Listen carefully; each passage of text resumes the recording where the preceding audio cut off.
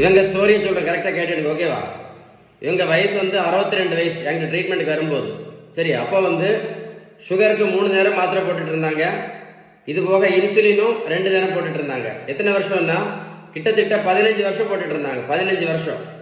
இது போக பிபிக்கு மாத்திரை, கொலஸ்ட்ராலுக்கு மாத்திரை, ஹார்ட்டுக்கு மாத்திரை, நிறைய மாத்திரைகள் போட்டுட்டு இருந்தாங்க. இவங்களை பாருங்க, கரெக்டாக 42 கிலோ வெயிட் குறைச்சோம். 128லேருந்து 86 கிலோ.